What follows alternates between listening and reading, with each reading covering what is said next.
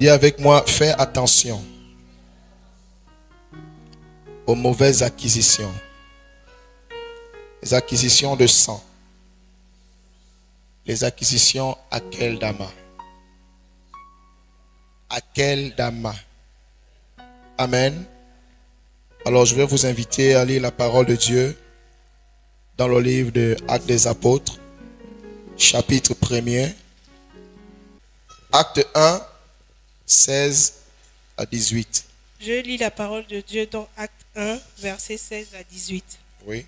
Hommes, frères, il fallait que s'accomplisse ce que le Saint-Esprit, dans l'Écriture, a annoncé d'avance par la bouche de David au sujet de Judas, qui était le guide de ceux qui ont saisi Jésus. Il était compté parmi nous et il avait part au même ministère. Cet homme, ayant acquis un champ avec le salaire du crime, est tombé, s'est rompu par le milieu du corps et toutes ses entrailles se sont répandues. La chose a été si connue de tous les habitants de Jérusalem que ce champ a été appelé dans leur langue Akeldama, c'est-à-dire le champ du sang. Et avec mon nom de Jésus, Au nom de Jésus, je renonce et je refuse des acquisitions à quel dama. Acclame le Seigneur et assois-toi.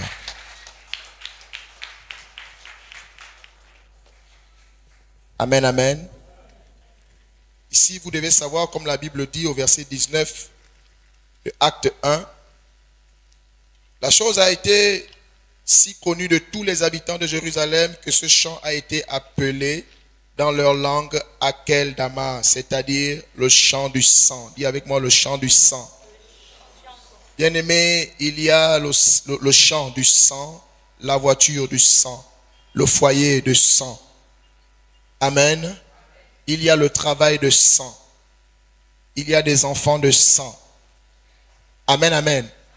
Je vais dire à quelqu'un ce matin, faisons attention à nos acquisitions. Alléluia.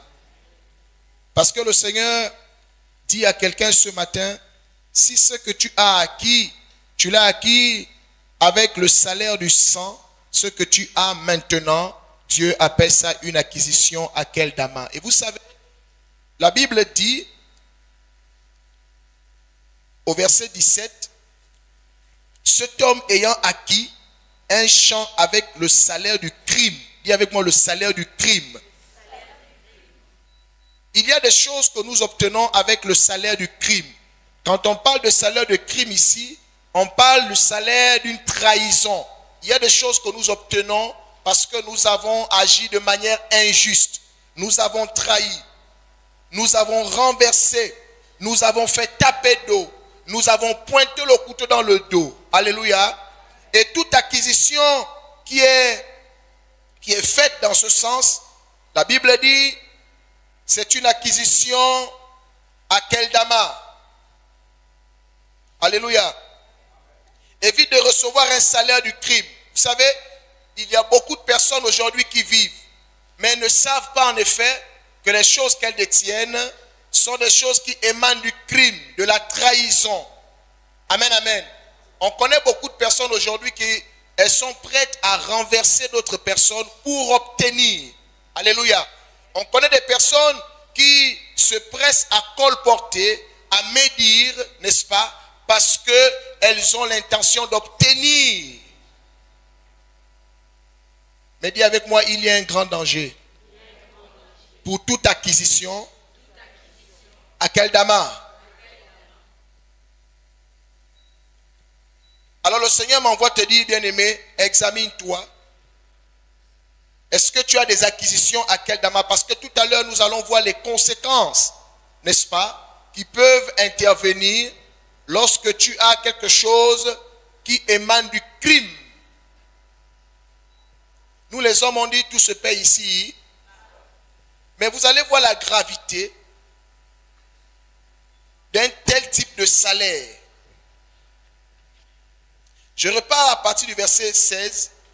Hommes, frères, il fallait que s'accomplisse ce que le Saint-Esprit, dans l'Écriture, a annoncé d'avance, par la bouche de David, au sujet de Judas, qui a été le guide de ceux qui ont saisi Jésus, le guide. Ça veut dire que Judas a été l'instrument, n'est-ce pas, le point focal qui a permis à ce que Jésus soit livré.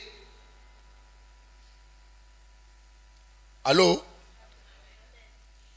Alors vous savez, toutes les fois que vous vous rendez disponible pour exécuter une certaine injustice, toutes les fois que vous laissez le diable remplir votre cœur pour accomplir ce qui est injuste parce que vous avez envie d'obtenir une chose, sachez que vous allez le payer très cher. Amen, amen. La Bible dit, cet homme ayant acquis un champ avec le salaire du crime est tombé et s'est rompu par le milieu du corps. Et toutes ses entrailles se sont répandues. Bien-aimé, lorsque tu as une acquisition à Keldama, quel que soit le temps, tu ne peux même pas mourir, amen, sans d'abord payer cette injustice. Et tu vas le payer très chèrement. Alléluia. Je sais que nous les hommes, nous prenons pour peu de choses le fait d'obtenir certains biens. Nous sommes prêts à obtenir certains biens à tout prix. Dis à ton voisin, Dieu veut que tu marches de manière honnête. Dieu veut que tu marches de manière juste. Bien-aimé, si tu dois avoir un bien, il faut l'acquérir honnêtement. Amen, amen. Si tu dois rentrer dans un foyer, rentre dans un foyer honnêtement. Si tu dois obtenir un salaire, obtiens ton salaire de manière honnête. Parce que sinon, tu vas le payer, mais vraiment toi-même, tu vas le regretter énormément. Il y a un grand malheur qui arrive dans la vie de ceux qui s'amusent à obtenir des salaires de crime. Parce que quand on parle de crime, certainement vous dites, j'ai tué qui? Je vais vous rappeler quelque chose. Judas n'a jamais pris Jésus de ses propres mains pour l'amener à la croix. Allô? Judas n'a jamais pris la lance et enfoncé sur le côté de Jésus pour fouetter Jésus. Amen. Mais pourquoi on dit que le salaire que Judas a obtenu est un salaire du crime? Parce que Judas, de par le fait qu'il se soit rendu, on va dire, l'instrument, il a été l'instrument par lequel Jésus a été livré. Ce que Judas reçoit là, n'est-ce pas, est fonction de ce qu'il a fait. Il a trahi. Je veux dire à quelqu'un, bien-aimé, faites attention. Il y a des actions que nous posons aujourd'hui, mais tu ne mesures pas la portée. Judas, après avoir livré Jésus, lui, il s'est dit, ce qu'il va faire, peut-être, ils viendront prendre Jésus, et puis peut-être l'interroger, ou le mettre en prison. En tout cas, il avait, on va dire, certainement, il avait une pensée, mais il ne savait pas que ce qu'il pensait là, ce n'est pas ce qui allait arriver à Jésus. Il y a des actions que nous posons. Toi, tu te dis que c'est peu de choses. Mais vraiment, je ne veux pas fustiger, mais je parle selon la vérité. Amen, amen. Il y a des personnes, tu es rentré, par exemple, dans un foyer. Je connais des personnes, elles sont prêtes à déstabiliser un homme marié, n'est-ce pas? Parce que, enfin, pour son propre intérêt. Alléluia. Il y a des personnes, tu t'es rendu complice. Tu as vendu des informations. La personne est venue te dire, non, je veux juste savoir, dis-moi juste telle ou telle chose. Et on t'a donné une récompense. Tu as pris, n'est-ce pas? Mais toi, tu ne savais pas, en effet, qu'au moment où tu prenais cette récompense, l'information que tu as donnée va servir à la destruction de la personne que tu as livrée. Il y a des personnes qui malheureusement n'ont plus jamais retrouvé l'équilibre parce qu'un jour tu as été le guide de sa destruction. Tu t'es rendu complice. Amen, amen. Bien-aimé, le fait que tu aies une femme et que tu séduises un homme marié, ça veut dire que quand tu le fais, toi tu te dis, tu prends ça à la légère. Mais voici ce qui va se produire. Cet homme va être déstabilisé. Dans sa tête, dans son esprit, psychologiquement, il va avoir peut-être maintenant un regard sur toi. Et le fait qu'il ait un regard sur toi, il y a quelque chose qui va changer entre sa femme et lui. Et quand ça va changer entre sa femme et lui, sa femme va nécessairement remarquer que monsieur a changé. Les câlins vont commencer à diminuer. Certaines choses vont commencer à disparaître. Parce que maintenant, cet homme est partagé entre toi qui prends sa tête et sa femme. Et progressivement, cela va avoir une incidence dans le foyer. Il va y avoir quelques chamailleries dans la maison. Les enfants vont constater que papa et maman, ça ne va plus. Les enfants vont prendre un coup. Moi, je me souviens à l'époque, au lycée, on a fait venir une jeune fille dont on avait remarqué que les résultats scolaires étaient en train de régresser. Et comme on avait l'assistance sociale, heureusement, on a demandé à la jeune fille, pourquoi tes résultats ont baissé? Elle va dire au psychologue, ça fait depuis un moment, papa et maman là-bas, c'est compliqué. Donc, dans ma tête, j'ai perdu l'équilibre. J'étudie, mais je ne retiens plus. On était obligé de faire venir les parents à l'école pour leur dire, vous voyez les résultats de votre enfant maintenant, ce que ça donne à cause de votre comportement. Là, c'est peut-être la grâce qu'on était dans une bonne école où il y a des psychologues. Il y a des écoles où il n'y a pas de psychologues. Vivement que le gouvernement mette les psychologues dans tous les établissements. Parce que deux fois, on se dit l'enfant est bête. Non, ce n'est pas l'enfant est bête. Papa, certainement, a été pris, on va dire, envoûté par une tchisa. Et maintenant, dans son esprit, il commence à diviser la poire en deux, ce qui revenait tout entier à sa femme. Et les enfants commencent à remarquer que papa et maman, il y a quelque chose qui change. Vous savez, hier, je suis arrivé à la maison. Et quand je rentre au salon, j'ai dit à madame, shalom madame Edou. J'avais les choses à la main et je passe.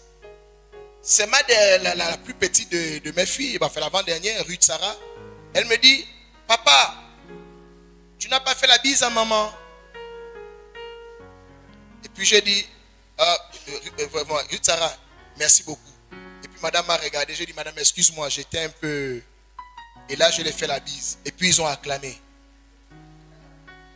Vous ne vous rendez pas compte. Amen. Ça a l'air de rien. Mais quand tu prends la tête à quelqu'un, voici ce que tu vas causer dans son foyer. Les enfants qui étaient censés bien étudier ne vont pas bien étudier. Et les résultats à l'école vont devenir médiocres. Peut-être même, un des enfants peut se faire renvoyer parce que ses moyens ne suivent plus. Voici quelqu'un qui n'a pas pu terminer ses études parce qu'un jour perturbé, et plein sont comme ça, ils n'ont pas pu apprendre, manque d'équilibre dans le foyer. Et à un moment donné, on a senti qu'il y a eu un déséquilibre dans le foyer. Et cet enfant, plus tard, il devient un voyou. Il devient bandit. Il commence à devenir méchant. Mais je vais te dire une chose. Toute la méchanceté que cette personne, cet enfant, cette fille, cette femme va manifester bien des années après, s'il tue quelqu'un, tout le crime que cette personne-là va avoir à faire va retomber sur toi. Tu en es le guide. Tu as été le guide de cette affaire. Allô? C'est pourquoi faites attention à la manière dont vous marchez. Ne sois pas celui qui va introduire la mort dans la vie d'autrui. Parce que tu es jaloux d'un collègue, mais tu ne le manifestes pas. Et puis, certainement, le collègue a dû faire une erreur. Mais quand tu aimes quelqu'un, tu viendras dire à la personne, attention, j'ai vu, il faut vite arranger de peur que. Mais toi, tu fais quoi? Tu te presses d'aller voir le patron parce que tu es jaloux. Amen, amen. Vous savez, Judas a trahi Jésus parce qu'il était cupide. Toi, certainement, il y a des choses, les acquisitions à Kedama qui sont la vie de beaucoup de personnes, c'est à cause de ce qu'il y a dans ton cœur. Certainement, c'est la jalousie. Certainement, c'est le complexe. Et de tels sentiments, bien aimé, lorsque Satan voit cela dans ton cœur, tu deviens ce qu'on appelle la cible favorite de Satan. Et il va seulement te faire remarquer une seule erreur du collègue. Amen, amen. Et tu as vu? Et toi, tu vas te presser. Peut-être que la personne n'a vraiment pas fait exprès. Vous savez, par exemple, dans les banques, il se peut qu'avec la fatigue, en faisant des calculs, la personne a remis plus d'argent. Et toi, tu vois que le collègue a remis plus d'argent qu'il ne fallait. Au lieu de venir aider, non. Toi, tu te saisis de ça parce que tu sais qu'il y a un manquant. Et tu vas raconter. Alléluia. Et c'est comme ça qu'on vient, quand on fait les comptes, on s'aperçoit qu'il y a un manque. La personne dans des problèmes, elle perd le boulot. Or, vous savez, il y a beaucoup d'injustes parmi le peuple de Dieu. Judas marchait avec Jésus. Et tout le monde le voit avec le Seigneur. Sauf que Judas, dans son cœur, il avait d'autres intentions, d'autres intérêts. Et c'est ce qui explique qu'à la moindre occasion, quand l'opportunité s'est présentée de satisfaire le désir de Judas, il n'a pas hésité de livrer Jésus. Mais Judas, en livrant Jésus, n'a pas imaginé que Jésus allait vivre ce que Jésus a vécu.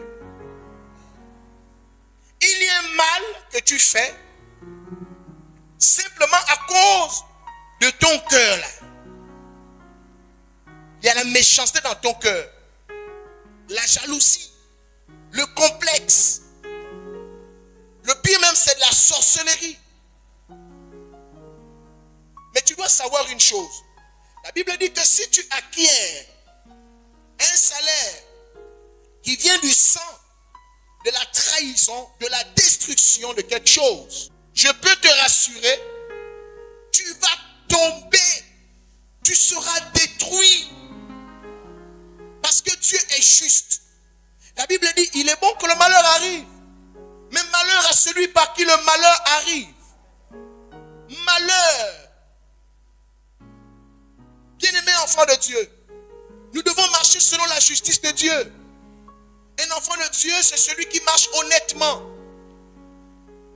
Gagne ton pain honnêtement.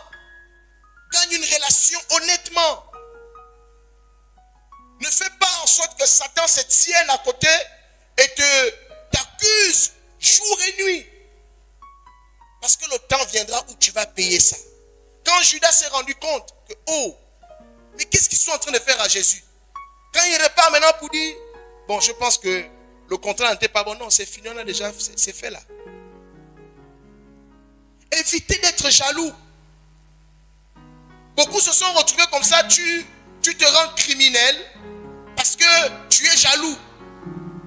On a envie de tuer quelqu'un et on se rend compte que tu es proche de cette personne. Mais toi, pendant que tu es proche de cette personne, tu convoites la vie de cette personne. Et quelqu'un qui a déjà, vous savez, quand on veut faire du mal à une personne, on regarde les personnes les plus proches autour de cette personne. Et le diable va regarder le cœur de chacune de ces personnes. Il va se rendre compte que parmi tous les amis de Barak, les amis de David, les amis de Samuel, il y a un tel là qui a une attitude un peu étrange. Essayons de nous rapprocher de cette personne. C'est pourquoi même quand vous êtes dans l'église, si tu vois que quelqu'un de malveillant entre dans l'assemblée, et parmi tout le peuple, c'est toi qui l'as vu pour vouloir critiquer l'homme de Dieu, comprends déjà que tu as un problème. Ça veut dire que cette personne a discerné dans ta vie que tu as quelque chose qui appartient à Satan. Pourquoi il n'est pas allé vers X ou vers Y? Si toutefois la chose ne s'est pas encore manifestée à tel point que toi-même tu en prends, c'est-à-dire que tu prends conscience, pose la question de savoir pourquoi ce criminel est venu et c'est à moi qu'il veut, il veut manger le piment dans ma bouche. Va déjà en prière, que Dieu te révèle. Peut-être que tu as des manifestations qui attirent, n'est-ce pas, la méchanceté, les ténèbres.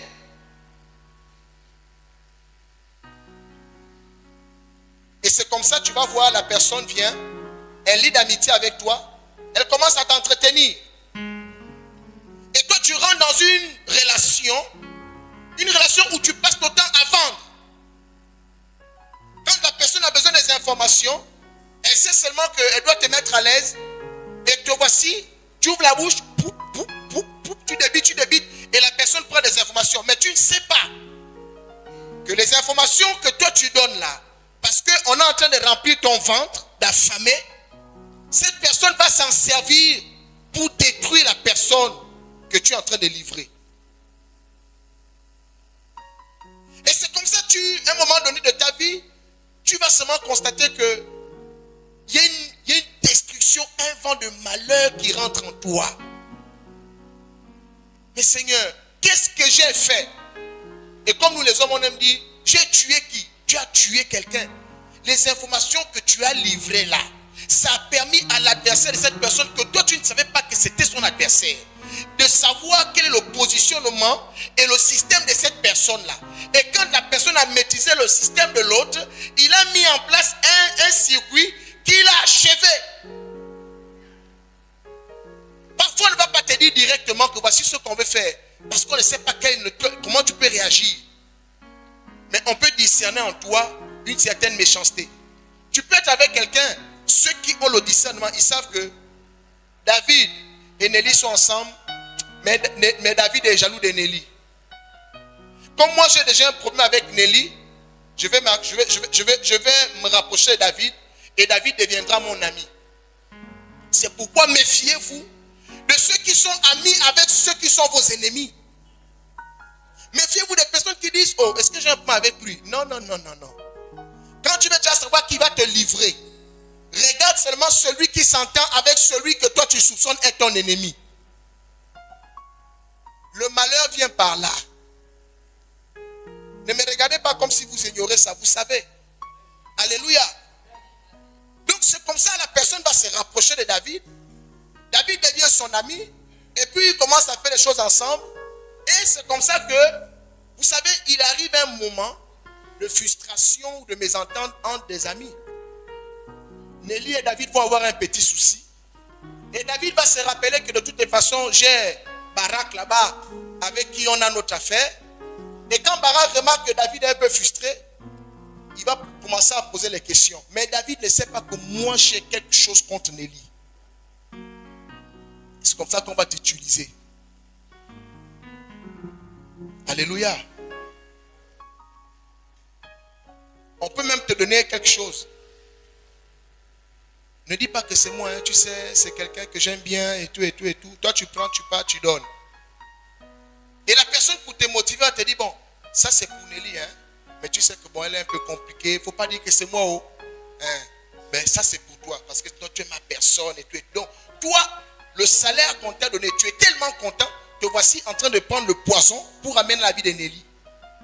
Et quand Nelly prend, elle est empoisonnée, elle meurt. Après, toi, tu es étonné que, oh, qu'est-ce qui s'est passé?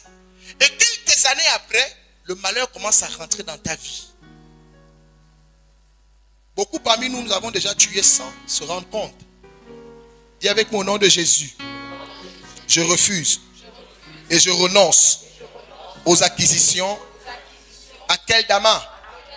Oui, bien aimé, il y a des gens qui sont dans un foyer à Keldama. Le foyer du sang. Il y a des personnes qui roulent dans des voitures à Keldama. La voiture du sang. Il y a des personnes qui ont un travail à Keldama. Le travail du sang. Il y a même des personnes qui ont des enfants à Keldama. Des enfants du sang. Mais Dieu dit, celui qui acquiert ce genre de choses, il va tomber. Et il va mourir d'une manière terrible. Vous savez, quand Dieu dit, il fait venir le malheur dans ta vie, quand Dieu s'occupe de faire le malheur dans ta vie, bien aimé, toi, tu vas sentir que, oh, qu'est-ce qui se passe? Alors ce matin, je t'invite vraiment à regarder autour de toi. Est-ce qu'il y a des choses à Keldama dans ta vie? Est-ce qu'il y a des choses à Keldama? Des acquisitions au prix du sang, de la trahison, de la jalousie, de l'injustice. Tu savais que c'est l'autre qui mérite. Mais tu as fait un système pour ne pas comprendre celui qui méritait. Tu te positionnais. Ce que tu as eu là, c'est à Keldama. Tu es quelque part. Et puis, on dit, bon, on va donner des bourses. Ou on va accorder peut-être un bienfait au candidat. Et tu sais que ton enfant ne mérite pas, que c'est l'enfant de l'autre qui mérite. Tu prends ce qui appartient à l'enfant d'autrui par mérite. Tu donnes à ton enfant. Tu as donné à ton enfant un bien à Keldama. En tant qu'enfant de Dieu, nous devons marcher selon l'honnêteté et la justice. Alléluia. Éviter d'obtenir des choses en livrant d'autres personnes. Amen, amen. Tu es une femme, si tu cherches le mari, tout homme qui s'approche de toi, vérifie exactement, est-ce qu'il est vraiment seul? Parce que de fois, même s'il n'est pas marié, il a déjà peut-être promis à une, je vais t'épouser. Alléluia. Est-ce que vous savez que la promesse devant Dieu, ça compte? C'est pourquoi la Bible dit, il ne faut pas émuler la femme de ta jeunesse. Tu as dit à la pauvre fille, je vais t'épouser. Tu es venu, tu as vu ses parents. Tu as donné ton OK de principe. Et te voici demain en train de courtiser une autre. Et toi qui es la femme, la personne vient, comme tu as vu que non, il est bien, il a un bon travail et tout ça là. Le travail et l'argent que tu vois là, quand tu auras ça là, c'est à Keldama. Il va la laisser, il va te prendre. L'autre côté là-bas, elle était tellement engagée et sérieuse, elle fait une dépression, elle meurt, ou elle ne se retrouve plus. Sa vie est détruite. Il faut savoir que tout le malheur qui se passe dans la vie de cette personne-là sera transféré chez toi. Alléluia. Église, Dieu vous le dit ce matin parce que Dieu sait que parmi plusieurs, au milieu des enfants d'Israël, beaucoup ont des objets, des acquisitions à Keldama. Avant qu'il ne soit trop tard, dans tous les cas, quand tu as eu un bien à Keldama, tu vas payer. Dis avec moi, je vais payer. Même si ça ne me fait pas du bien, je vais quand même payer. Tu as besoin d'un travail. Tu veux rentrer dans une relation. Amen. Tu as besoin d'un poste. Quand on va te proposer le poste, assure-toi que les choses sont propres. Amen, amen. Si on t'appelle, on t'interroge au sujet de la personne qui est au poste. Amen, amen. Parle selon la vérité. Ne dénigre pas. Qu'est-ce que tu penses de telle personne-là? Mais je crois que tu peux quand même gérer ça. Hein? Donne-moi un peu ton avis. Te voici avec toute la méchanceté. Tu vends. Après, tu commences à donner même certains secrets.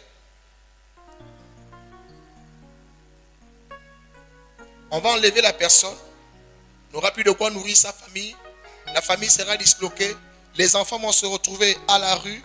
Ça va aller dans tous les sens. La femme va certainement quitter le foyer.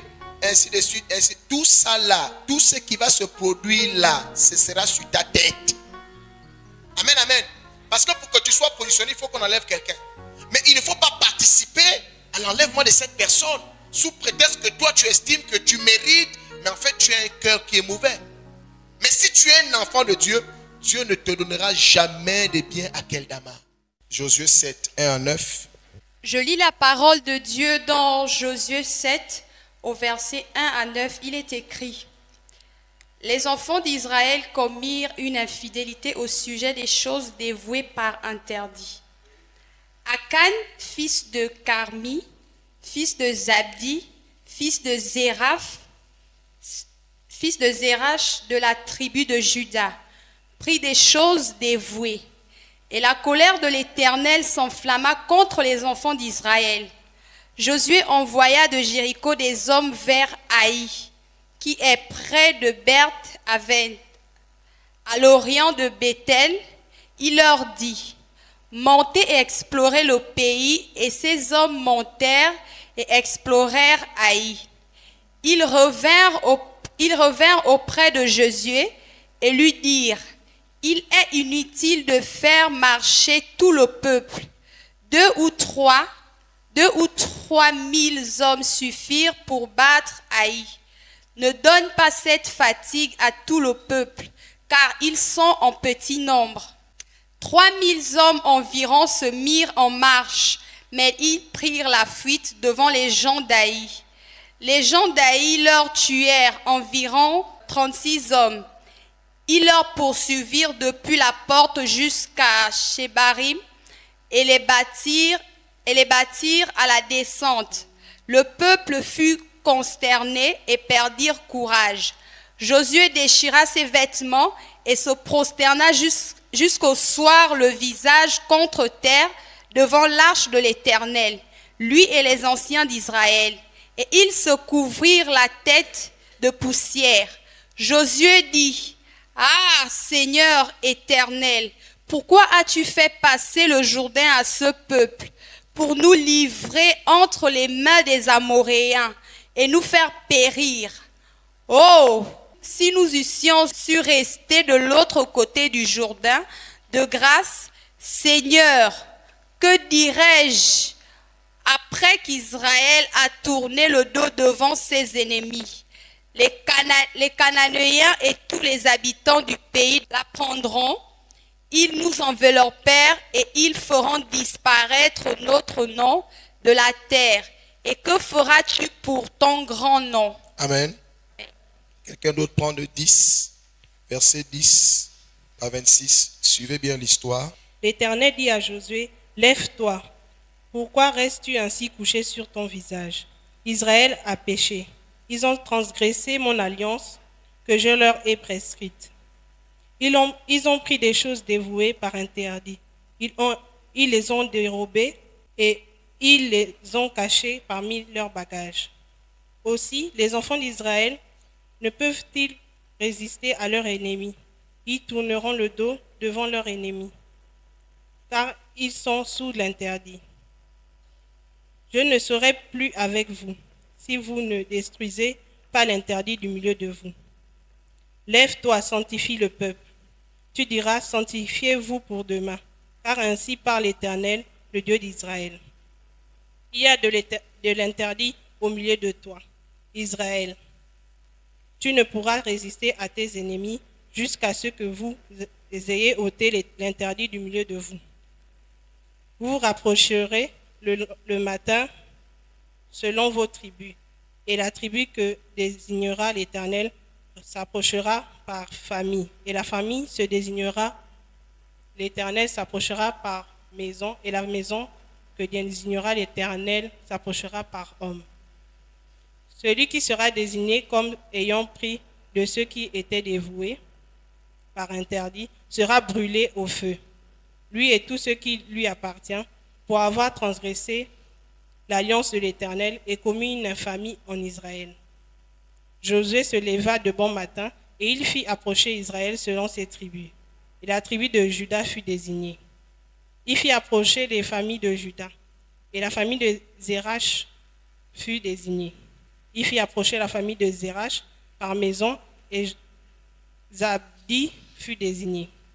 Il fit approcher la maison de Zabdi par homme et Akan, fils de Carmi, fils de Zardi, fils de Zérap, de la tribu de Juda, fut désigné. Josué dit à Akan, « Mon fils, donne gloire à l'Éternel, le Dieu d'Israël, et rends-lui hommage. Dis-moi donc ce que tu as fait, ne me le cache point. » Akan répondit à Josué et dit, « Il est vrai que j'ai péché contre l'Éternel, le Dieu d'Israël, et voici ce que j'ai fait. J'ai vu dans le butin un beau manteau de chinéa, 200 sigles d'argent et un lingot d'or du poids de 50 sigles. Je les ai convoités et je les ai pris. Ils sont cachés dans la terre au milieu de ma tente, et l'argent est dessus et dessous. Josué envoya des gens qui coururent à la tente, et voici les objets étaient cachés dans la tente de Akan, et l'argent était dessous. Ils les prirent du milieu de la tente, les apportèrent à Josué et à tous les enfants d'Israël, et les déposèrent devant l'Éternel. Josué et tout Israël avec lui prirent Akan, fils de Zérach, l'argent, le manteau, le lingot d'or, les fils et les filles d'Akan, ses bœufs, ses ânes, ses brebis, sa tente, et tout ce qui lui appartenait, et ils les firent monter dans la vallée d'Acor. Josué dit, « Pourquoi nous as-tu troublés?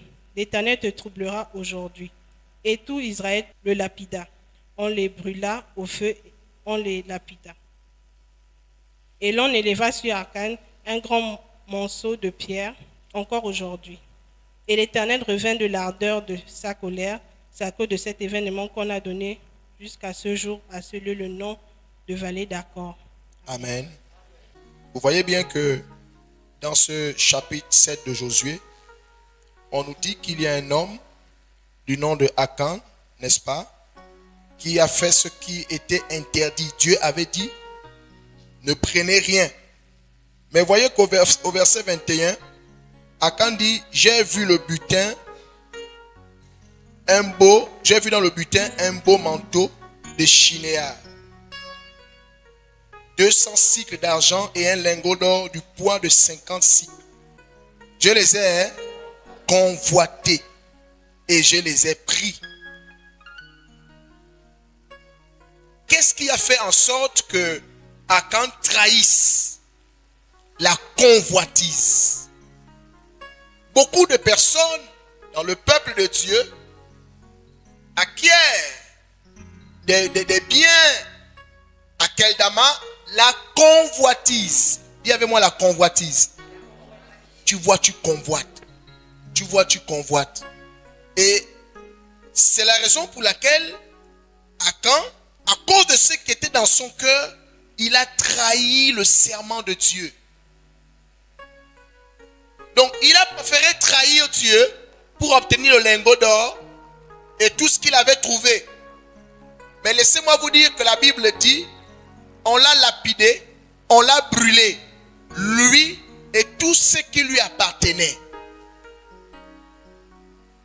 Quel malheur! Amen, amen. C'est pourquoi, bien aimé, nettoyez vos cœurs de la jalousie, la convoitise, le complexe, la sorcellerie. Pourquoi? Parce que ces choses vont donner l'occasion ou la force à Satan de vous rendre injuste. Et dans votre injustice, vous allez acquérir, n'est-ce pas, des biens à Keldama. Parce que la convoitise va vous pousser au crime. La jalousie va vous pousser à l'injustice. Vous allez faire des choses parce que simplement vous êtes jaloux. Et cette jalousie va vous permettre d'être injuste vis-à-vis de quelqu'un. Et vous ne savez pas que votre injustice va détruire la vie de cette personne. Voici comment quelqu'un a disparu, lui et tout ce qui lui appartenait. Sur la terre, là, il n'y a plus rien d'Akan. Il n'y a plus rien. Alors dis à ton voisin, fais attention avec les acquisitions à Keldama. Faites attention, bien-aimés. Tout ce que vous obtenez, assurez-vous que c'est propre. C'est authentique. Tu veux venir rendre grâce à Dieu avec un pognon qui vient d'Akeldama pour venir détruire la présence de Dieu dans l'homme de Dieu. C'est pourquoi les serviteurs de Dieu qui n'ont pas le discernement et qui sont cupides, ils meurent bizarrement. Parce que lui, il regarde seulement l'offrande. Il regarde seulement l'argent. Mais quand tu as le Saint-Esprit et que tu es enseigné, tu sauras que mieux je meurs de faim que de manger un argent qui vient d'Akeldama. Si tu ne justifies pas les fonds là. Il faut justifier les fonds que tu amènes à l'église. On justifie les fonds qu'on amène à l'église. L'église n'est pas un dépotoir. Alléluia. L'église n'est pas un foutou. Et l'homme de Dieu n'est pas quelqu'un qui est déraisonnable. Un homme de Dieu, il a le Saint-Esprit. Donc quand tu amènes l'argent, tu dois justifier. J'ai eu une promotion. D'accord. Et la promotion, c'est quoi? Oh, cette machin et tout, j'ai été élevé à donc, c'est cette élévation m'a donné la prime. J'ai dit, ok, gloire à Dieu. Donc, maintenant tu es venu, tu donnes à Dieu. Oui, je vais donner à Dieu pour dire merci à Dieu. C'est propre. On bénit, tu es béni. Tu es béni, l'œuvre de Dieu est bénie. Est-ce que vous comprenez? C'est pas tu as fini de faire des choses bizarres. Tu viens avec ça. Oh, mon action de grâce. Et tu vas poser la main sur un pognon qui est censé détruire la vie de quelqu'un d'autre. Vous comprenez maintenant pourquoi il y a des problèmes dans les églises? Parce que les serviteurs de Dieu, ils mangent le pognon à Akeldama. Amen, amen. Donc il faut faire attention. Akan a disparu, il a disparu. Donc si tu ne veux pas que ça t'arrive, commence à regarder dans ta vie. Si tu as quelque chose à Akeldama, il faut vite te repentir. Réparer les choses. Mais j'ai dit, priez souvent pour toutes les fois où vous avez vraiment été injuste. Dieu vous a sauvé. Jésus, c'est facile de dire, le Seigneur m'a pris du péché et aujourd'hui je suis devenu enfant de Dieu. Toi, tu es devenu enfant de Dieu. Tu sais maintenant pourquoi tu dois prier pour ceux qui ne sont pas sauvés. Parce qu'à cause de tes actions, beaucoup ont régné Dieu. Beaucoup sont dans le malheur. À cause de ce qu'ils ont subi, dont tu as été l'objet, le guide, l'instrument, beaucoup aujourd'hui ne veulent même pas entendre parler de Dieu. Mais toi, quand on te demande de prier, de gagner des âmes, d'être un enfant de Dieu, non, toi tu continues à ne pas prendre en considération le mal que tu as fait. On ne te demande pas de te culpabiliser de ton mal, mais on te demande de comprendre que certainement tu as détruit beaucoup de vies. D'où tu dois aussi beaucoup prier. Pour que de la même manière Dieu t'a fait grâce. C'est aussi comme ça que Dieu fasse grâce à ces personnes. Alléluia. Comme je disais la dernière fois ici, quand l'affaire là commence, tu es mon tout, tu es ma fin, tu es tout pour moi, je t'appartiens, on ne va jamais se séparer jusqu'à la mort, jusqu'à dans l'éternité. Vous faites des pactes par des paroles, vous faites des pactes par le sang, vous faites des pactes par l'acte sexuel, vous faites des pactes. Et demain, toi quand tu es en train de blaguer là, peut-être que l'autre est sérieux. Tu as pactisé avec combien d'hommes et combien de femmes? Parce que le pacte vient souvent quand il y a l'affaire là. Hein? Quand le sucre monte, c'est là où on fait les pactes. Mais ce que toi tu oublies, la Bible dit quoi? Par tes paroles tu seras justifié et par tes paroles tu seras condamné. Dès que tu as pactisé avec quelqu'un, si seulement tu trahis le pacte, la personne sera brisée. Laissez-moi vous rappeler, chères mesdames, chers messieurs, qu'il y a des personnes aujourd'hui qui ont renoncé à ne plus jamais avoir une vie équilibrée de mariage parce que tu es l'auteur de sa déception. Il y a des hommes qui ont juré et des femmes qui ont juré ne plus jamais entendre parler de cette affaire. Elles sont devenues lesbiennes parce qu'elles ont été déçues par quelqu'un qui croit qu'on joue avec le cœur des gens. C'est pourquoi vous devez prier. Priez pour ces personnes-là.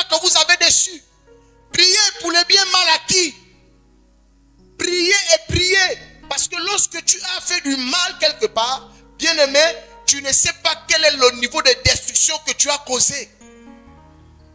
C'est la raison pour laquelle enseignez à vos enfants de vivre honnêtement, de ne point faire du mal.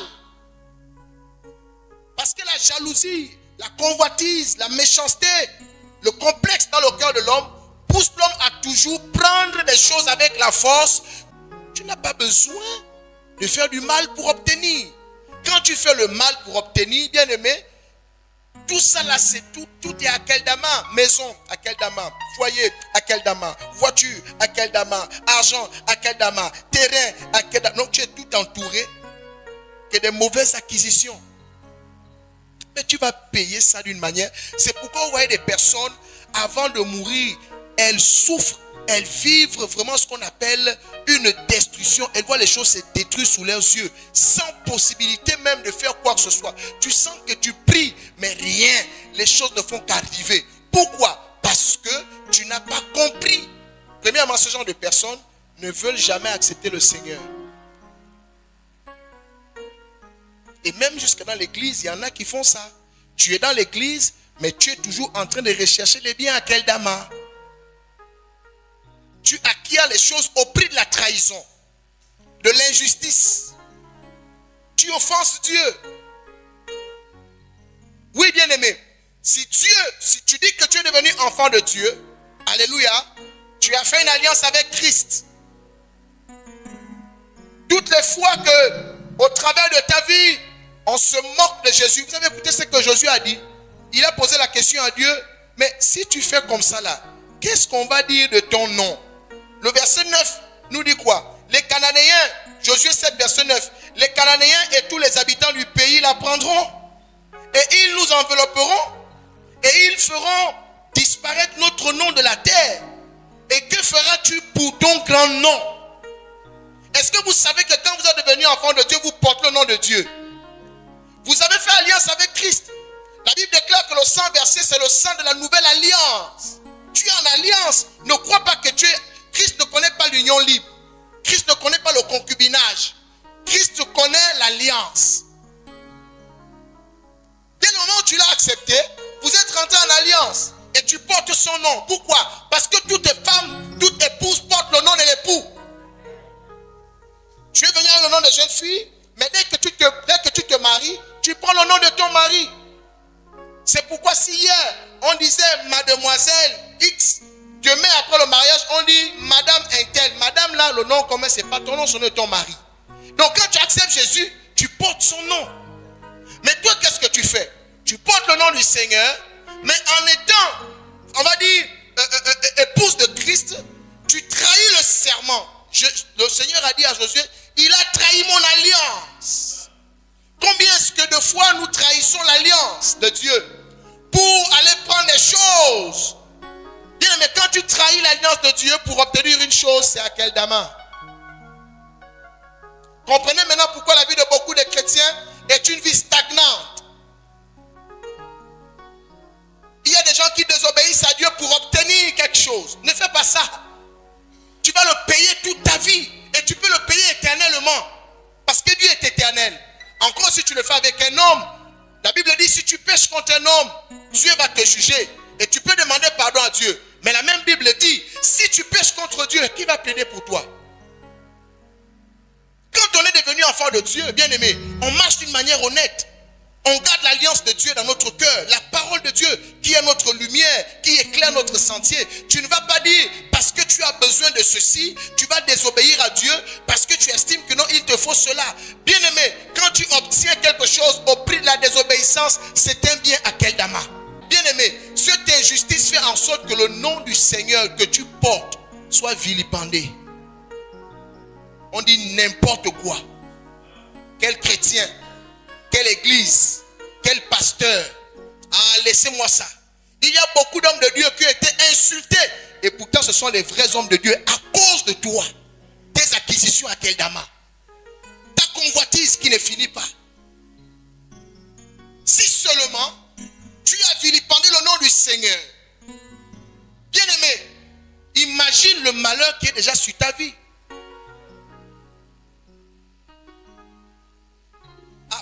beaucoup, vous étiez certainement en train de se dire, bon, tu regardes seulement Akeldama entre les hommes et les hommes, mais il y a Akeldama entre les hommes et Christ. Allô? Si tu es enfant de Dieu, tu ne peux pas trahir l'alliance. Akan a trahi l'alliance. Dieu a dit à Josué, il a trahi mon alliance. Le verset 11 nous dit ça dans Josué 7. Israël a péché et ils ont transgressé mon alliance que je leur ai prescrite. Bon, moi j'ai dit, ne prenez pas, mais lui il prend. Dieu te dit, en tant que mon enfant, voici comment tu dois marcher. Tu dis, mais je vais faire comment pour payer la maison? Paye la maison, tu vas louer une maison à Keldama. Il y a des locations à Keldama. Et dans cette location-là, bien aimé, tu ne vois pas clair, tu ne verras jamais clair. Alléluia. Le problème, ce n'est pas la maison. Le problème, c'est l'acquisition. Tu quittes ici, même chose. Tu viens là, même chose. Même chose, même chose, même chose. Tu prends l'avion, tu vas aux États-Unis, même chose. Mais tu n'as pas compris. Après, tu as commencé à dire, je fais les travaux spirituels, on m'attaque, on m'attache. Non, personne ne t'attache. C'est toi-même qui t'attaches avec tes acquisitions à Keldama. Change ton cœur. Vis honnêtement. Mange ce qui est honnête. Mange ce qui est pur. Prends ce qui est bon, selon le Seigneur. Les acquisitions à Keldama entraînent une destruction totale. Un malheur que tu ne t'imagines pas. Amen. Comme cela se fut le cas d'Akan. On va terminer avec le cas de David. Et là, tu vas maintenant comprendre comment est-ce que Dieu attend que tu te comportes. 2 Samuel 11. On va lire de 1 à 5. Lectrice 1 à 5. L'autre prépare 2 Samuel 12. 7 à 12. 2 Samuel 11.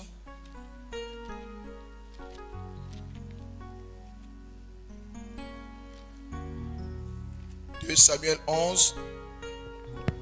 Première lectrice prend de 1 à 5. La deuxième lectrice prépare de 7 à 12. Je lis la parole de Dieu dans 2 Samuel 11. Oui. Au verset 1 à 5. 1 à 5. 5. 1 à 5. Oui. Il est écrit: l'année suivante, au temps où les rois se mettaient en compagnie, David envoya Joab avec ses serviteurs et tout Israël pour détruire les fils d'Ammon et pour assiéger Rabat. Mais David resta à Jérusalem. Un soir, David se leva de sa couche. Et comme il se promenait sur le toit de la maison royale, il aperçut de là une femme qui se baignait et qui était très belle de figure. David fit demander qui était cette femme et on lui dit: n'est-ce pas Bathsheba, fille d'Eliam, femme d'Uri, le Héthien? Et David envoya les gens pour la chercher. Elle vint vers lui et il coucha avec elle. Après s'être purifiée de sa souillure, elle retourna dans sa maison. Cette femme devint enceinte et elle fit dire à David: je suis enceinte. Amen. Amen. Deuxième lectrice de 7 à 12. Là, c'est 2 Samuel 12, 7 à 12. Après, vous préparez encore 14 à 18 pour permettre toujours de bien comprendre. Je lis la parole de Dieu dans 2 Samuel 11. 12. 2 Samuel 12, 7 à 12. De 7 à 12. Et Nathan dit à David: tu es cet homme-là, ainsi par l'Éternel, le Dieu d'Israël. Je t'ai oint pour roi sur Israël, et je t'ai délivré de la main de Saül. Je t'ai mis en possession de la maison de ton maître. J'ai placé dans ton sein les femmes de ton maître, et je t'ai donné la maison d'Israël et de Juda. Et si cela eût été peu, j'y aurais encore ajouté. Pourquoi Donc as-tu méprisé la parole de l'Éternel en faisant ce qui est mal à ses yeux. Tu as frappé de l'épée de Uri le Héthien. Tu as pris sa femme pour en faire ta femme. Et lui, tu l'as tué par l'épée des fils d'Amon. Maintenant, l'épée ne s'éloignera jamais de ta maison, parce que tu m'as méprisé, et parce que tu as pris la femme d'Uri le Héthien pour en faire ta femme. Ainsi par l'Éternel, voici, je vais faire sortir de ta maison le malheur contre toi, et je vais prendre sous tes yeux tes propres femmes pour les donner à un autre, qui couchera avec elles à la vue de ce soleil. Car tu as agi en secret, et moi je ferai cela en présence de tout Israël et à la face du soleil. Alléluia. 14 à 18, quelqu'un d'autre? 14 à 18. Je lis la parole de Dieu dans 2 Samuel.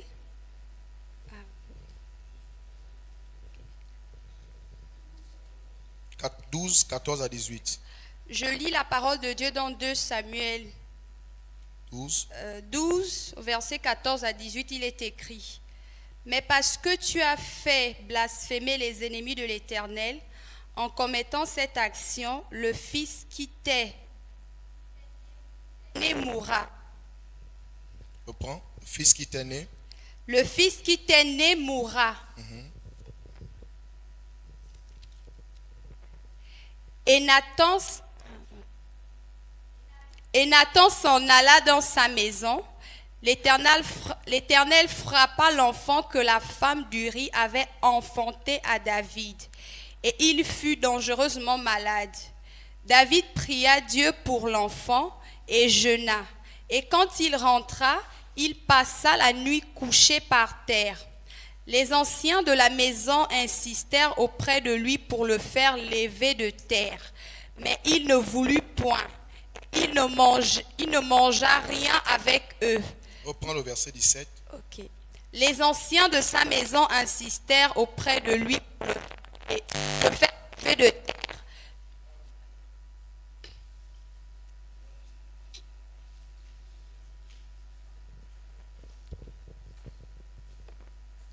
Verset 17. Oui. Les anciens de sa maison insistèrent auprès de lui pour le faire lever de terre, mais il ne voulut point et ne mangea rien avec eux.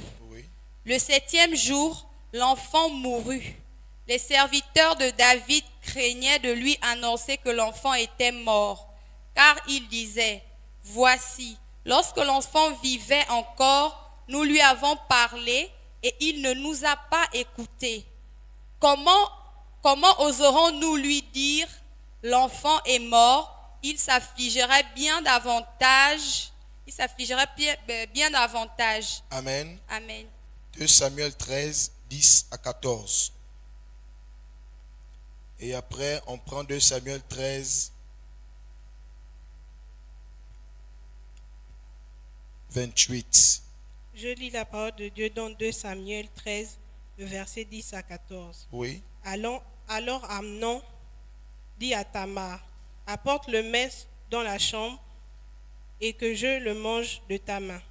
Tamar prit les gâteaux qu'elle avait faits et les porta à Arnon, son frère, dans la chambre. Comme elle les lui avait présentés à manger, il la saisit et lui dit: Viens, couche avec moi, ma sœur. Elle lui répondit: Non, mon frère, ne me déshonore pas, car on n'agit point ainsi en Israël. Ne commets pas cette infamie. Où irai-je, moi, avec ma honte? Et toi, tu serais comme l'un des infâmes en Israël. Maintenant, je te prie, parle au roi. Il ne s'opposera pas à ce que je sois avec toi. Mais il ne voulut pas l'écouter. Il lui fit violence, la déshonora et coucha avec elle. Verset 28.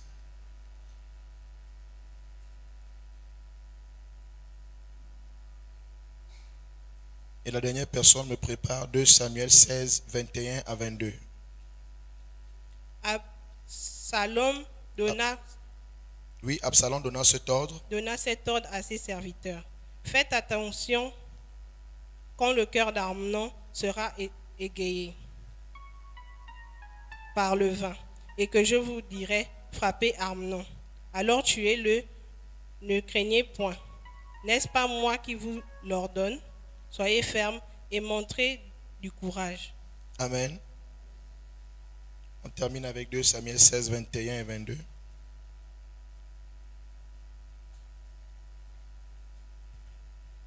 De Samuel 16, 21 à 22, il est écrit. Et Achitophel dit à Absalom, va vers les concubines que ton père a laissées pour garder la maison. Ainsi tout Israël saura que tu t'es rendu au Dieu à ton père. Et les mains de tous ceux qui sont avec toi se fortifieront. On dressa pour Absalom une tente sur le toit. Et Absalom alla vers les concubines de son père aux yeux de tout Israël. Amen. Amen. Alléluia. Vous avez vu les conséquences?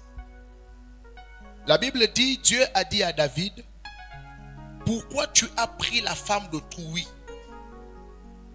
Vous savez, David n'avait pas certainement l'intention de faire mourir Uri. Allô? David, ayant convoité la femme de son soldat, de son serviteur, il a couché avec elle par convoitise. Amen.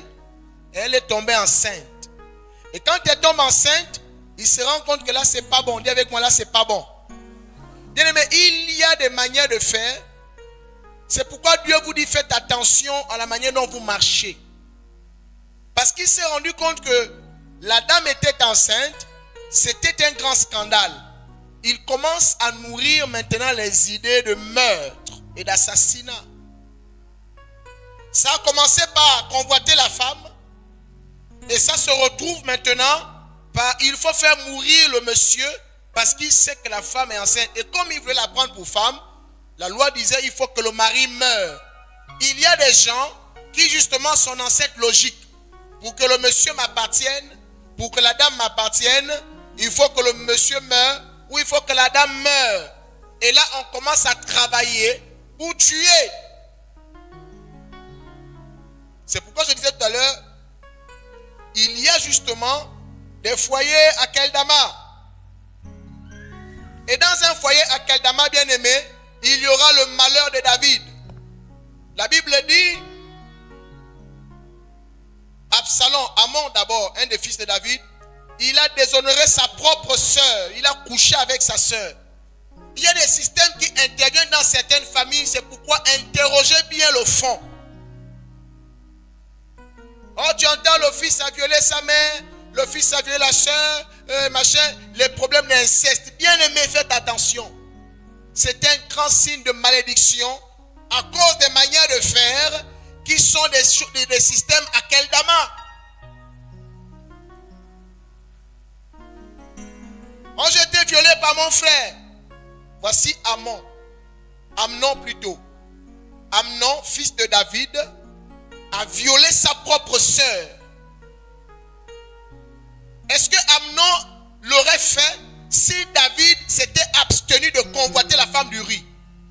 Il y a des choses qui arrivent dans vos vies et qui arriveront dans la vie de vos enfants parce que vous avez obtenu des biens à Keldama. Oui, oui, oui. La Bible dit que David, malgré qu'il a prié Dieu, pour dire à Dieu, sauve le bébé. Comment Dieu va sauver un bébé à Keldama?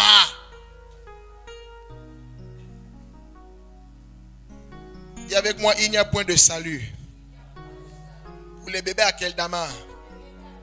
Oui, oui, oui.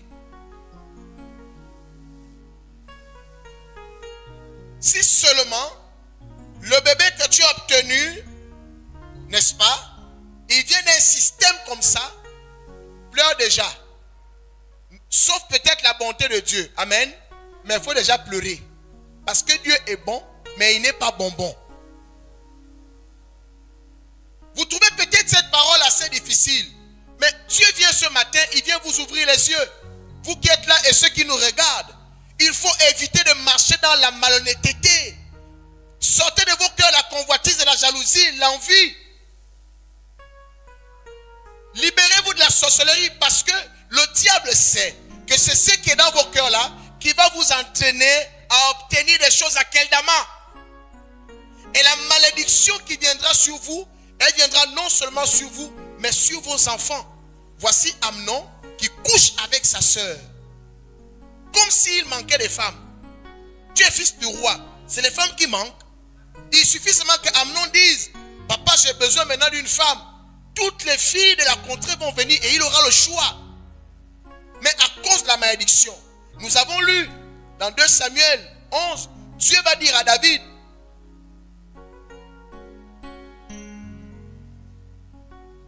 le malheur ne s'éloignera plus de ta maison. Alléluia. Pourquoi? Parce que David a fait ce qui est mal devant le Seigneur. Dieu va dire, mais attends, David, ce n'est pas les femmes qui manquent. J'ai pris les femmes de ton maître, je t'ai donné. Les femmes, il y en a plein. Demande. Je te donne. Pourquoi tu transgresses mon commandement? Comme tu as fait ça, le malheur ne s'éloignera plus de ta maison. Quand tu apprends que ton fils a violé sa soeur, tu es comment?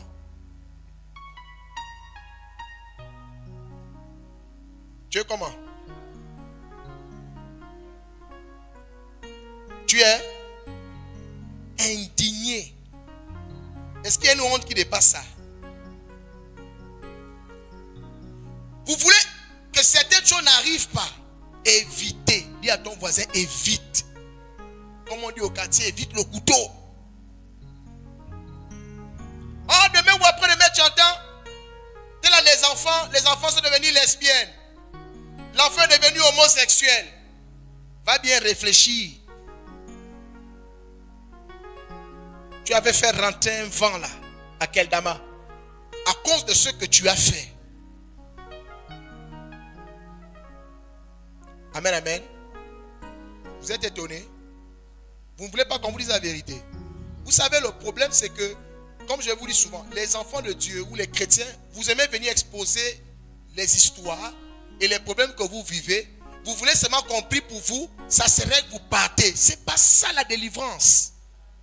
La Bible dit, mon peuple périt parce qu'il lui manque la connaissance.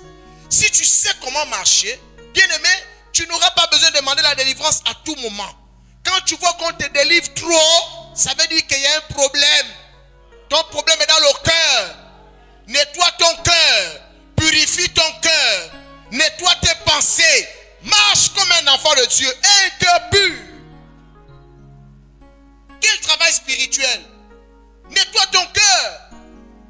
C'est parce que le cœur n'est pas bon que le malheur viendra. Il n'est pas encore venu, mais il va venir. Parce que ton cœur n'est pas bon.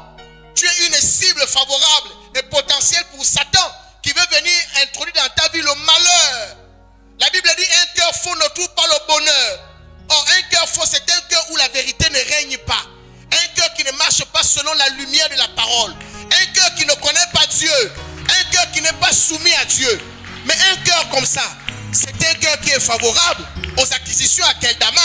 Parce que le diable verra dans ton cœur que tu veux la voiture de l'autre. Le diable verra que tu convoites la femme de l'autre. Tu convoites le mari de l'autre. Tu convoites le travail. Tu convoites. Et tu passes ton temps à convoiter. Il va te rendre service.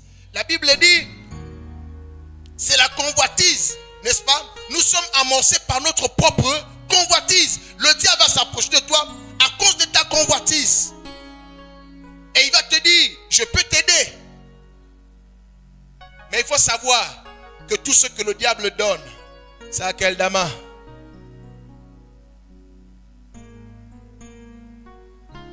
C'est pourquoi il vous a dit, aimez Dieu de tout votre cœur.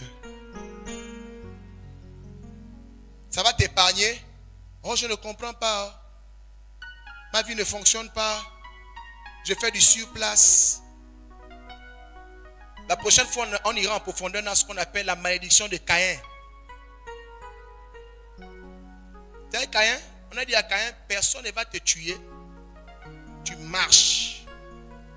Je ne sais pas si même Caïn est mort. Donc il marche seulement. Ça, c'est quelle punition? Tu marches sans destination. Ça dit que tu marches seulement. Amen, amen. Faites attention. Dis avec moi le cœur. Je dois faire attention à mon cœur. Et la Bible dit au verset 28 de 2 Samuel 13, Absalom c'est le grand frère de Amnon. Quand Absalom a appris que Amnon avait, parce que Absalom et je crois que c'est Tamar. Hein? Tamar, non? Absalom et Tamar étaient de même mère. Amen. Voilà. Mais tous étaient de même père chez David. Mais quand Absalom, le grand frère, apprend que Amnon a déshonoré sa petite soeur, lui aussi fait les projets pour tuer son petit frère. Oh! Vous voyez, non?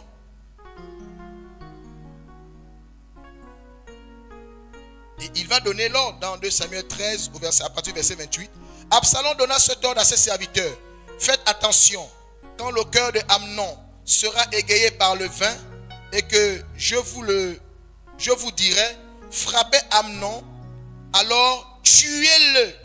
Ne craignez point, n'est-ce pas moi qui vous donne l'ordre? Soyez fermes et montrez du courage. Verset 29, les serviteurs d'Absalom traitèrent Amnon comme Absalom l'avait ordonné.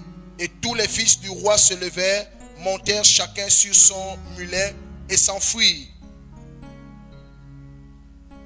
Amen. Comme ils étaient en chemin, le bruit parvint à David qu'Absalom avait tué tous les fils du roi et qu'il n'en était pas resté un seul. Oh. Donc il a tué Amnon, il a tué les autres. Est-ce que tu sais que le bien à Keldama, là, ça peut amener ce type d'esprit dans ta maison? Oh, mes enfants ne s'entendent pas, ils ne s'entendront jamais. Ils ne s'entendront pas. Je ne sais pas pourquoi mes enfants ne se comprennent pas. Ils ne peuvent pas se comprendre, ils ne peuvent pas s'entendre. La seule chose qui doit entrer dans ta maison, c'est que c'est le frère qui tue la sœur tue le frère. Fin. Il y a des familles qui vivent comme ça. Mais elles oublient que c'est parce qu'elles ont eu des acquisitions au prix du sang. Et voici ce qui se produit. Faites attention aux mauvaises acquisitions. Que ce que tu obtiennes, ou ce que tu obtiens, que cela ne vienne pas d'un mauvais circuit. Alléluia. Dis avec moi, ça doit être propre. Et toi-même, tu dois examiner tout ce que tu obtiens. Tu peux dire aujourd'hui, bon, c'est pas bien grave, on va gérer. Je sais que nous les hommes, quand on a tellement besoin, on ferme les yeux. Dis à ton voisin, si tu veux fermer les yeux, moi je garde les yeux ouverts.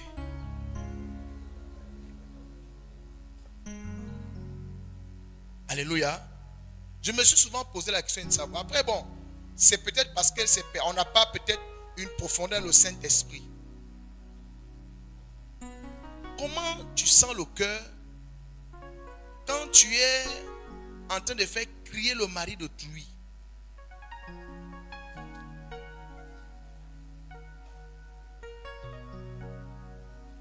Ça le cœur comment?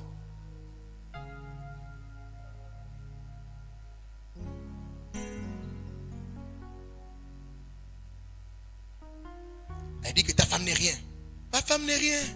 Ma femme n'est rien. Elle dit que tu m'appartiens. Oh, c'est toi, non? Je vais encore aller où? Le monsieur rentre chez lui troublé. On l'a traumatisé avec les bottes. Il arrive, il est troublé. Quand madame vient là-bas, chérie, bonjour. Et bonjour. Il n'est plus là. Son esprit est resté là-bas. Quand les enfants viennent le matin, papa, oui, on a besoin de telles choses. Ah, vous aussi, vous me fatiguez, hein? Il est en WhatsApp, là, il ne faut pas le déranger. Son esprit en captivité. Voilà l'enfant qui part maintenant tout triste à l'école. Parce que tu as dit dit qu'il n'y a que moi, hein? Il n'y a pas de problème. Il va quitter, non? Il va venir. Vous allez former un foyer. Vous allez avoir des enfants. Tu auras ses biens. Les maisons, les voitures. Mais tout ça là, c'est à Akeldama. Et le prix à payer, c'est que demain, tu vas seulement voir les enfants pédés, les filles lesbiennes, les maladies bizarres. Tu montes, on t'a acheté le navigateur. À peine on t'achète le navigateur, tu prends la voiture aujourd'hui, quand tu roules, boum, tu tamponnes 3 personnes et meurs sur le champ.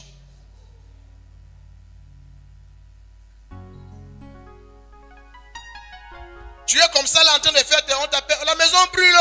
Quand tu arrives, oh, ça n'a pas seulement brûlé chez toi, ça a brûlé chez le voisin. Et chez le voisin, il y a des gens qui sont morts. Quand tu veux gagner un AVC, même AVC t'évite. Il faut d'abord que tu vois ça avec tes yeux. Mon Dieu, ça c'est quel malheur. Arrête ça, hypocrite. Faites attention avec des acquisitions à Akeldama. Est-ce que vous comprenez? Dis avec moi, c'est grave. Dis encore, c'est très grave. 2 Samuel 16, on finit avec, la Bible dit, et Achitophel dit à Absalom, va vers les concubines de ton père. Aïe, aïe, dis avec moi, aïe, aïe, aïe. Va vers les concubines de ton père, que ton père a laissé pour garder la maison. Ainsi tout Israël saura que tu t'es rendu au Dieu à ton père, et les mains de tous ceux qui sont avec toi se fortifieront. On dressa pour Absalom une tente sur le toit. Dis-moi sur le toit. La Bible dit, et Absalom alla vers les concubines de son père aux yeux de tout Israël. L'enfant qui chauffe ses mères.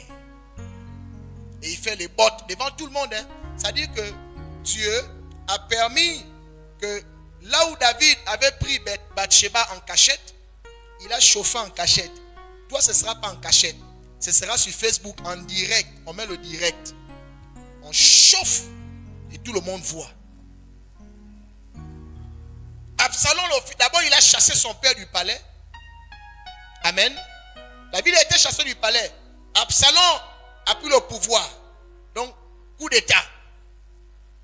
Et il a pris les femmes de son père devant tout le monde. Chacune à la queue leu. Absalom avait mangé quoi comme ça? Donc tu vois même que même l'énergie qu'on donne à Absalom est une énergie qui est compliquée. Parce que j'imagine un peu toutes les concubines. Le pays était étonné de la prestation d'Absalom. Alléluia. Oui, l'énergie à Akeldama. Il a pris chacune. Vous êtes en rang, allez vous passer à la casserole. Et tout Israël était là, en train d'admirer le spectacle. Absalom humilie son père. Tu t'amuses avec les acquisitions à Akeldama, mais ton enfant, il va chauffer ta femme. Oui.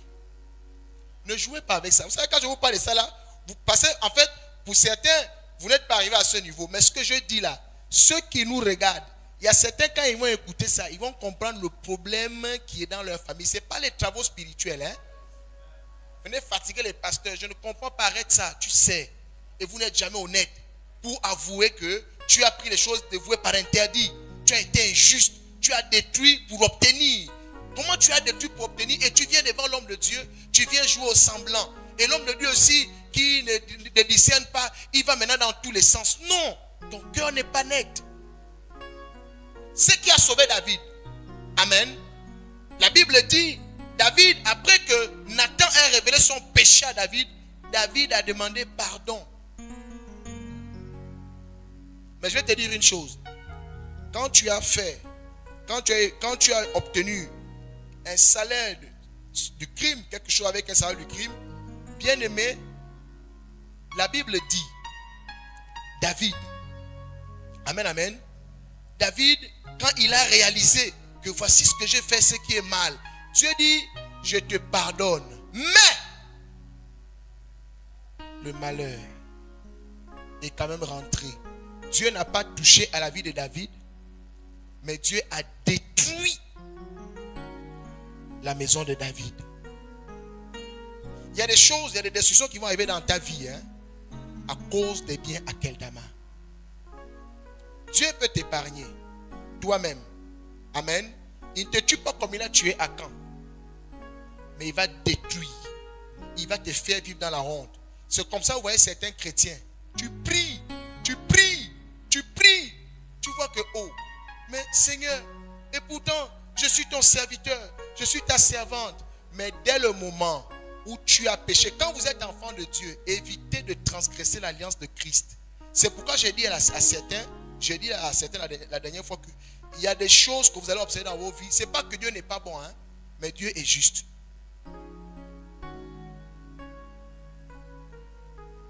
Là, vous êtes en train de dire dans vos cœurs que donc l'apôtre veut qu'on soit droit comme une aiguille. Mais tu n'as pas de solution. Droit comme une aiguille. Tu vis honnêtement. Ne prends pas des choses qui viennent, c'est-à-dire du crime. Ne trahis pas, ne détruis pas. Ne fais pas le mauvais cœur. Parce que toi, tu veux avoir. C'est pas bon. Obtiens ce que Dieu te donne, ce qui est à toi. Si ce n'est pas à toi, ne prends pas. Et si quelqu'un me suit. Sinon, l'histoire que vous lisez là, ça ne s'est pas passé en un jour. Hein? On dit d'abord que, ça dit, on parle du bébé que Dieu a tué. Amen. Après, il faut que les enfants grandissent, les Amnon, les Absalom. Ça a pris du temps. Et à un moment donné, quand David se dit, bon, Dieu a tué le bébé, c'est fini, non? Non, ce n'est pas fini. Il faut qu'il y ait l'inceste. Il faut qu'il y ait le meurtre. Ben, toi, tu as commis l'adultère. Amen. Maintenant, on va faire venir l'inceste dans ta maison. Et tu as fait tuer. D'abord même, je ne sais même pas. Bon, oui, l'enfant qu'elle a eu avec David, elle a gardé.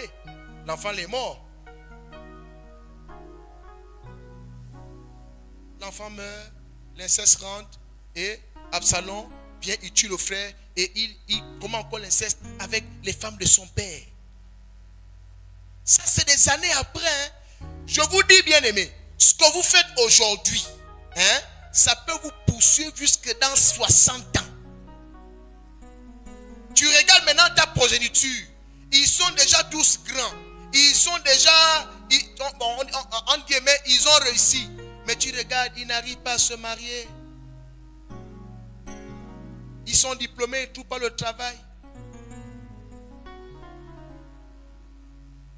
Tu te retrouves avec des enfants tapettes. Tu te retrouves avec le genre d'enfant, tu apprends seulement que non. Lui, la seule chose qu'il sait faire, c'est de poignarder les gens. Un grand voleur. Le seul charisme c'est-à-dire que ton enfant a pu trouver, c'est d'être un grand voleur. Tu as la honte dans tout le quartier. À chaque fois qu'on attrape, c'est lui. Il la met et il fait ça partout. Tu as déjà la honte. Oui, c'est ce que Dieu fait quand on est rentré dans le système à Keldama.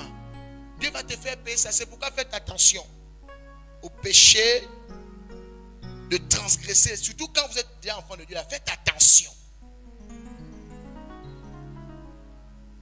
Qui a oint David? Qui a demandé à Samuel de oint David? Dieu l'a épargné. Dis-moi, Dieu est juste.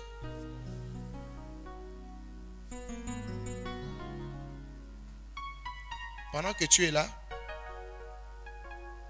si tu étais déjà rendu dans un système à Keldama, retire-toi vite. Amen. Retire-toi vite. Ne convoite pas la voiture de quelqu'un, le poste de quelqu'un. C'est sa grâce. Amen. C'est sa grâce.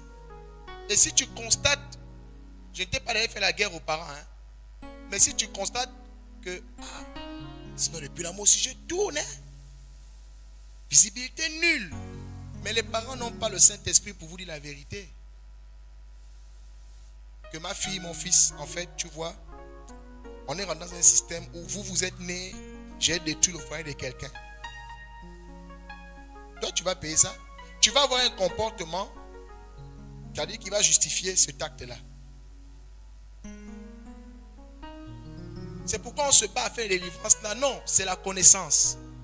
Il y a des choses, Dieu va laisser ça arriver dans ta vie. Parce qu'il faut que tu payes. La Bible dit dans Deutéronome 28 au verset 15, n'est-ce pas? Que lorsque tu ne marches pas selon les voies du Seigneur, n'est-ce pas? Dieu te maudit et il maudit le fruit de tes entrailles. Donc si seulement nos parents se sont rendus injustes un jour en obtenant quelque chose par le crime, par l'injustice ou la trahison, bien aimé, on va payer. Pour te sauver, Dieu te sauve. Amen. Mais tu vas payer. Il y a des choses que tu n'obtiendras pas sur la terre. Donc ce n'est pas la peine de pleurer. Il faut comprendre qu'est-ce qui arrive dans ta vie. Il y a des filles qui disent, mais pourquoi? Pourquoi c'est moi qu'on viole à tout moment? Ma fille, si tu regardes bien, il y a un système à Keldama dans ta lignée. Tu payes seulement. Toi, cherche le Seigneur, au moins maintenant pour être à l'abri. Et quand tu l'as croisé, marche maintenant avec lui. Amen, amen. Dieu vous le dit pour vous épargner des réflexions inutiles. Nos parents n'ont jamais la vérité pour dire non, en fait, là où tu vois là. Il y a même des parents, j'ai connu une de mes brebis. C'est après une prédication de puissance qu'elle va ouvrir son cœur pour dire, papa, là je crois que c'est le temps de me confesser. Après combien d'années? Oh, le monsieur dont je te parlais souvent là, oui. Le fils là, oui, qui est avec lui, qui a déjà 17 ans là, oui. C'est pas son enfant.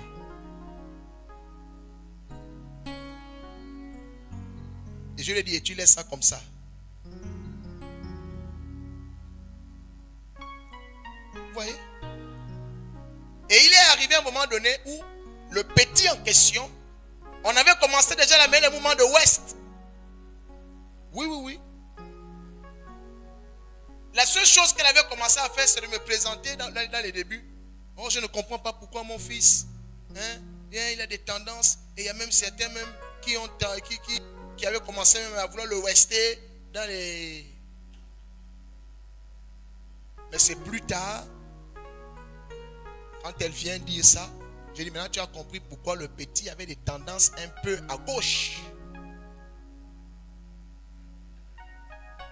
Comment toi tu attribues l'enfant à quelqu'un, il investit dans sa tête, c'est son fils. Et tu es là, tu le regardes les yeux dans les yeux. Et toi tu es une grande sorcière. Bon, encore si tu n'as pas donné ta vie à Christ, on va comprendre. Mais tu as donné ta vie au Seigneur. Non, donc ça veut dire que tu n'as pas donné ta vie à Jésus. Et ce qui l'a amené à confesser, c'est parce que ce jour-là, j'avais tapé fort. Parce que moi, j'aime taper fort. Il faut que ça sorte. Parce que ça ne sort pas, la malédiction va continuer. Vous êtes fâchés? Acclamez la voix du Seigneur. Il ne faut pas être fâché. On parle les choses entre nous, quoi. Alléluia. Et je vais lui dire, maintenant, tu vas dire au monsieur que ce n'est pas son fils. Dis avec moi, c'était chaud. Ça, c'est la partie où les gens fuient l'apôtre Barak. Amen, amen. Il ne faut pas fuir. Dis à ton voisin, ne fuis pas l'apôtre. L'apôtre nous ouvre les yeux. L'apôtre nous ouvre les yeux. Mais je crois que le Seigneur avait touché son cœur ce jour-là. Elle a pleuré, elle a déclaré, elle a confessé, elle a suivi le cheminement et finalement, elle va appeler le monsieur, ils vont discuter, il va se mettre à genoux, comme elle expliquait, elle a pleuré. En fait, est-ce que tu sais que tel là, ce n'est pas ton fils? Vraiment, je demande pardon à Dieu. Dieu faisant bien les choses, elle a obtenu grâce auprès du monsieur. Il a dit, ça me choque. Il était vraiment troublé d'apprendre cette nouvelle. Et il a demandé à la bien-aimée, maintenant on fait comment? Le petit, il est déjà attaché à moi. Moi, je suis attaché à lui. Après, c'est à toi de décider. tout comme moi je le considère comme étant le mien, sauf s'il y a une objection. Et merci de m'avoir dit la vérité. Mais je ne vais pas changer vis-à-vis de lui, je considère que c'est toujours le mien. Et comme le père c'est celui qui élève, l'enfant est resté avec lui. Mais sinon le papa de l'enfant est un junkie, un grillé.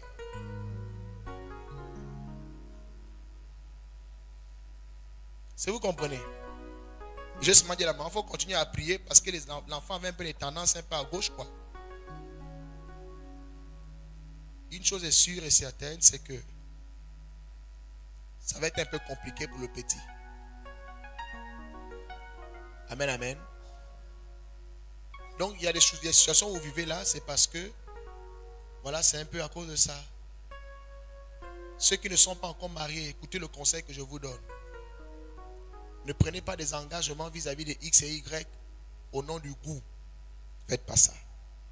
Prenez le temps qu'il faut avec l'enseignement qui vous est donné. Examinez.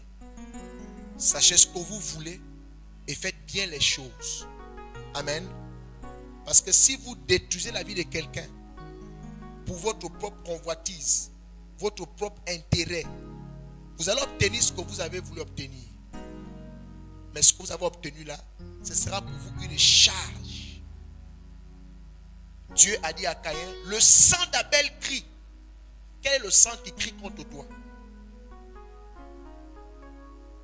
Judas encore, il a eu la grâce de voir que Jésus était en train de souffrir. Mais toi, est-ce que tu as pu discerner toutes les personnes dont le sang crie, qui ne se sont plus jamais retrouvées à cause de tes erreurs?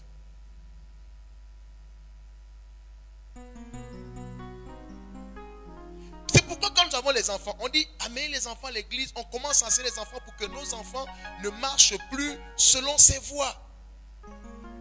Pour qu'ils soient enseignés dans l'honnêteté, la justice, l'intégrité. L'enfant grandit, il a des valeurs. Amen, amen. Oui, oui. Sinon tu vas aller des travaux spirituels en travaux spirituels. Je ne vois pas, je ne comprends pas ma vie est bizarre. Tu vas comprendre quoi? Encore avec nos parents là, avec beaucoup de sorcellerie, ils savent ce qu'ils ont fait, ils ne te disent rien. Tu es maintenant de haut lieu en haut lieu comme Moab, cherchant Dieu, tu ne trouves pas. Quand tu dis, oh voici, enfin, j'ai trouvé l'homme de ma vie, il te chauffe. Quand il te dit, bon chéri, à tout à l'heure là c'est fini, tu ne le vois plus. Tu voici nos chagrins. Tu croises encore un autre. Lui aussi te montre que non, ah vraiment, c'est lui le prince charmant. Quand tu t'attaches là, il te chauffe. Quand il te dit, chéri, à tout à l'heure, il disparaît. Et tu ne fais que vivre ça. Tu es devenu quoi? Le punching ball de qui? Je ne comprends pas. Les liens d'Akeldama. Maintenant, quand tu croises Christ, attache-toi maintenant à Dieu pour que cette malédiction, la Bible déclare que si Christ nous a franchis, nous sommes réellement libres. Mais toi, tu viens encore dans le Seigneur, tu veux encore reproduire le mauvais héritage de tes parents. Donc Dieu te libère d'une malédiction qui était déjà en train de marcher dans ta vie. Toi, tu désobéis encore à l'alliance avec Jésus pour aller encore chercher les choses à Keldama. Dis avec moi, oh là là. Amen, amen.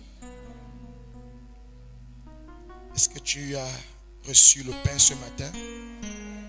Est-ce que le pain là t'a fait du bien? Alors donne un grand sourire en acclamant le Seigneur.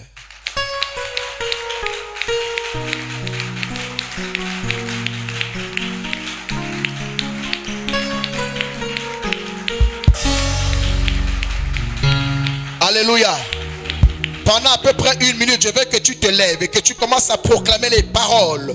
Que tu commences à déclarer dans le nom puissant de Jésus que tout ce qui était dans ta lignée familiale, dans ton sang, et qui peut-être amène la malédiction par des acquisitions bizarres. Il y a des familles qui ont des richesses acquises au prix du sang. Et tu as mangé cet argent pour faire l'école. Tu as pris tout ce que tes parents t'ont donné sans savoir que ce que tes parents te donnaient là, c'était des acquisitions à Keldama. Et tu deviens victime aujourd'hui, commence à élever la voix et commence à briser tout lien qui émane d'une acquisition à Kedama dans ta vie. Au nom de Jésus, élève la voix, commence à prier. Alors, vous avez aimé cette prédication de l'apôtre Barak Israël. Dirigez-vous vers notre page Onction Ministry TV, YouTube. Et vous allez trouver d'autres enseignements qui nous seront bénéfiques. Alors, activez la cloche de notification pour recevoir d'autres enseignements. Et likez, laissez un commentaire si vous en avez besoin. Vous avez des questionnements, laissez un commentaire et nous ferons le plaisir de vous répondre. Et si vous voulez participer au culte en direct, vous êtes à Libreville. Vous avez juste à vous diriger vers le PK8 en face du marché banal. Onction Ministry se trouve juste à côté de la pharmacie Saint-Esprit. C'est juste là où vous allez venir. C'est juste le bâtiment carrelé. Vous allez voir, vous allez appeler. On vous laisse un numéro WhatsApp, un numéro d'appel. Alors le numéro d'appel, c'est celui-ci. 074 73 12 48. Et le numéro WhatsApp, vous pourrez également appeler ou bien écrire. C'est le 066 51 49 22. Alors soyez massivement bénis. Je vous bénis déjà de ce que vous avez regardé cet enseignement et je crois que vous allez encore être bénis davantage.